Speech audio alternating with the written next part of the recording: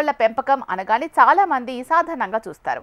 అలా కాకుండా ప్రత్యేకంగా అభివృద్ధి చేసిన ఈ జాతులను పెంచే విధానంలో మెలకువలు తెలుసుకుంటే రైతులకు మంచి లాభదాయకంగా ఉంటుందని PV Narasimha Rao, Telangana veterinary university principal scientist, పెరటి కోళ్ల విభాగం హెడ్ దైదా కృష్ణ గారు అంటున్నారు. ఇందుకు సంబంధించిన శిక్షణ తరగతులపై పూర్తి వివరాలు వారి మాటల్లోనే తెలుసుకుందాం. ప్రస్తుతం మన దేశంలో ముఖ్యంగా పల్లె ప్రాంతాలలో కానీ ఇటు ఏజెన్సీ గిరిజన ప్రాంతాల్లో చూసుకున్నట్లయితే ఆ ప్రాంతాల్లో ఉన్నటువంటి ప్రజల యొక్క ఆహారపు అలవాట్లు చూసినట్లయితే వారు ఎక్కువ కూడా ఈ యొక్క భోజనపు అలవాట్లు చూసినట్లయితే ముఖ్యంగా వాళ్ళు రైస్ ఎక్కువ తీసుకోవడము, జొన్నలు, సజ్జలు, రాగులు ఇలాంటి ఆహార పదార్థాలు తీసుకోవడం వల్ల ముఖ్యంగా వచ్చేసి ఇవి శక్తినిచ్చేటువంటి పదార్థాలే కానీ దీనిలో మాంసకృతులు చూసుకున్నట్లయితే చాలా తక్కువ మొత్తంలో ఉండడము.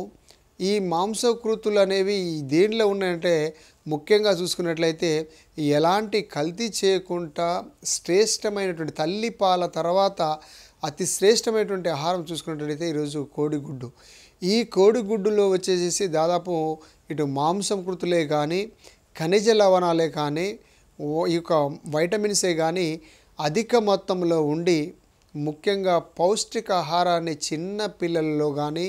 చిన్నపిల్లల్లో బాలెంతలలో అలాగనే పాలిచ్చు తల్లులలో మంచి శ్రేష్ఠ ఆహారంగా ఉపయోగపడుతుంది కనుక ఈరోజు అనేక ఇటు నగర ప్రాంతాల్లో చూసుకున్నా కానీ పట్టణ ప్రాంతాల్లో చూసుకున్నా కానీ ఇటు పల్లెల్లో కానీ గిరిజన ప్రాంతాల్లో చూసుకున్నట్లయితే మంచి ఆహార పదార్థంగా ఇటు కోడి మాంసమే కానీ గుడ్డు కానీ ఉపయోగపడుతుంది. అయితే ఇలాంటి ఈరోజు వచ్చేసి ఇంత శ్రేష్టమైనటువంటి ఆహారానికి ఈరోజు ఈ యొక్క పెంపకము ముఖ్యంగా వచ్చేసి ఈ పెంపకం చేపట్టేటప్పుడు పెరటి కోళ్ళ పెంపకం చేపట్టేటప్పుడు కొన్ని జాగ్రత్తలు అనేవి తీసుకోవాల్సి ఉంటుంది. ఈ జాగ్రత్తలు అనేవి తీసుకోకపోతే చిన్న పొరపాటు చేసినా కానీ కొంత నష్టం కలుగుతుంది కనుక అలాంటి నష్టం లేకుండా ముఖ్యంగా ఈ యొక్క ఎలాంటి అంటే చిన్న పిల్ల దశలు అంటే గుడ్డు నుండి పిల్ల వచ్చిన తర్వాత అది మొత్తం అంటే దాదాపు వచ్చేసి 1 సంవత్సరం పాటు గుడ్ల ఉత్పత్తి వస్తుంది. ఆ గుడ్ల ఉత్పత్తిలో కానీ చిన్న పిల్ల దశలో బ్రూడింగ్ ఎలా చేసుకోవాలి, ఆ బ్రూడింగ్తో పాటు ముఖ్యంగా మన షెడ్ నిర్మాణం అనేది ఎలా చేసుకోవాలి, ముఖ్యంగా కోడి పిల్లలు అనేవి దాదాపు 4 నుంచి 6 వారాల దాకా కూడా మనం షెడ్లో పెట్టి పెంచుకోవాల్సింది కనుక ఆ యొక్క పెంచుకోవడానికి వచ్చేసి బ్రూడింగ్ అనేది ఎలా ఏర్పాటు చేసుకోవాలి. అలాగనే ముఖ్యంగా ఈరోజు వచ్చేసి కొంతమందికి నాటు జాతి కోళ్ళకు ఇప్పుడు వచ్చినటువంటి రాజశ్రీ కానీ ఈ గ్రామప్రియ కానీ ఇలాంటి కొన్ని కోళ్ళకు వచ్చేసి అభివృద్ధిపరచబడిన కోళ్ళకు ఉన్నటువంటి వ్యత్యాసం ఏంటిది, ఎందుకు ముఖ్యంగా గ్రామీణ ప్రాంతాల్లో కానీ ముఖ్యంగా పెరటిలోని ఈ తెల్ల ఈకలు కలిగినటువంటి కోళ్ళు అనేవి ఎందుకు అనుకూలం కావు పెంపకానికి అన్న అంశాలతో పాటు ముఖ్యంగా ఈ బ్రూడింగ్తో పాటు దానిలో ముఖ్యంగా ఎలాంటి రైతాంగం వచ్చేసి ఈ యొక్క బ్రూడింగ్ దశలో ఉన్నప్పుడే దాని గుడ్ల కొరకు చేసుకోవాలా, మాంసం కొరకు చేసుకోవాలి. అలా చేసుకున్నట్లయితే ఎలాంటి దానా వాడుకోవాలి, ఆ యొక్క 4 వారాల 5 వారాల తర్వాత ఎలాంటి దానా పెట్టుకుంటే ఖర్చు తగ్గించుకోవచ్చు, ఎలాంటివి మనము మామూలుగా వచ్చేసి గ్రామీణ ప్రాంతాల్లో రైతుల దగ్గర దొరికేటువంటి ఏవైతే ముడి పదార్థాలు ఉన్నాయో అవన్నీ కూడా తక్కువ ఖర్చులో అంటే అవన్నీ కూడా వాడేసేసి దానా ఖర్చును తగ్గించుకుంటూ మంచి ఉత్పాదకతను ఎలా సాధించవచ్చు.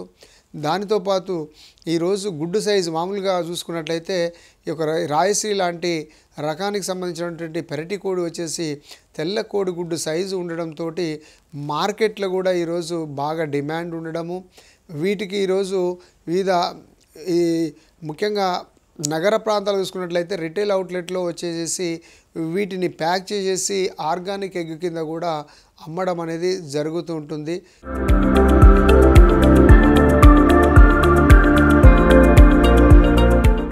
ఆరోగ్యరీత్యా అతి శ్రేష్టమైనటువంటి ఆహారం అని చెప్పేసి గుర్తించి కూడా దీన్ని ఎలా పెంపకం చేసుకుంటూ మంచి ఈ యొక్క గుడ్ల ఉత్పత్తి అనేది సాధించవచ్చు.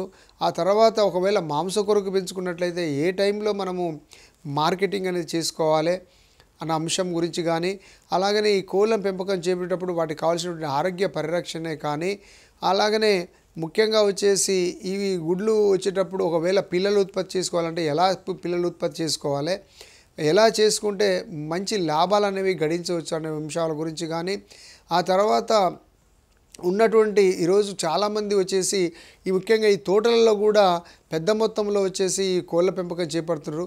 అలా చేపట్టిన వారికి ఎలా చేసుకోవాలనేటువంటి వివిధ అంశాలన్నింటినీ కూడా మేము ఒకరోజు శిక్షణ కార్యక్రమంలో ఈరోజు కోళ్ళ పరిశోధన సంస్థ ఈ పివి నరసింహారావు తెలంగాణ పశువైద్య విశ్వవిద్యాలయ పరిధిలో ఉన్నటువంటి ఈ యొక్క కోళ్ళ పరిశోధన సంస్థ రాజేంద్ర నగర్లో ఒకరోజు శిక్షణ కార్యక్రమం అనేది ఏర్పాటు చేయడం జరిగింది. ఈ యొక్క కార్యక్రమంలో వచ్చేసి ఉదయం వచ్చేసి మేము 9:30కి స్టార్ట్ చేసి సాయంత్రము 4:30 వరకు కూడా ఈ యొక్క కార్యక్రమం అనేది కొనసాగిస్తూ దాంతోపాటు అక్కడ ఉన్నటువంటి మేము చేసేటువంటి ఏది శాస్త్రీయంగా సాంకేతికంగా ఎలాంటి పద్ధతులు అవలంబిస్తున్నాము, రైతుల దగ్గర ఎలా చేసుకోవచ్చు, వాళ్ళ దగ్గర ఉన్నటువంటి ఏవేవి ఉన్నవి వాళ్ళు ఎలా చేసుకోవచ్చు, ఈ సాంకేతికంగా వచ్చినటువంటి ఈ అభివృద్ధి పదంలో వచ్చినటువంటి వాటి విషయాల మీద అవగాహన కల్పించడం అనేది జరుగుతుంటుంది. కనుక ఈ శిక్షణ కార్యక్రమం అనేది రైతాంగము వినియోగించుకోవాలని చెప్పేసి ఇటు ఆంధ్రప్రదేశ్ రాష్ట్రం కానీ ఇటు తెలంగాణ రాష్ట్రంలో రైతాంగం అంతా కూడా దీని మీద అవగాహన ఏర్పరచుకోవడానికి మేము కార్యక్రమం ఏర్పాటు చేస్తున్నాం. కనుక ఆసక్తి కలిగినటువంటి రైతాంగం కాక ఒకవేళ ఈ యొక్క నెంబర్ సంప్రదించినట్లయితే మేము అన్ని వివరాలు కూడా మీకు తెలియపరచడం జరుగుతుంది. నా యొక్క సెల్ నెంబర్ వచ్చేసి 8309111540 నెంబర్ని కాక సంప్రదించినట్లయితే మీకు అన్ని వివరాలు అనేవి తెలియపరచడం జరుగుతుంది.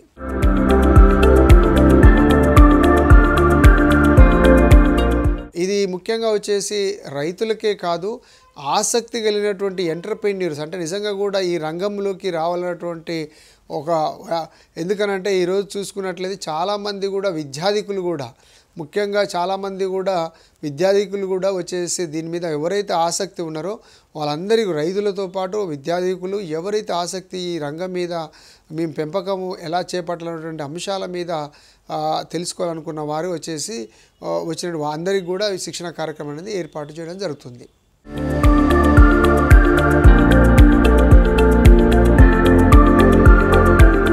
ఈరోజు ప్రసారమైన కార్యక్రమంతో పాటు సాగుదారులకు ఉపయోగపడే సేద్య సమాచారం, అభ్యుదయ రైతుల అనుభవాల కోసం HM TV అగ్రి యూట్యూబ్ ఛానల్ని సబ్స్క్రైబ్ చేసుకోండి. ఇదే ఇవాల్టి నెలతల్లి కార్యక్రమం. నమస్తే.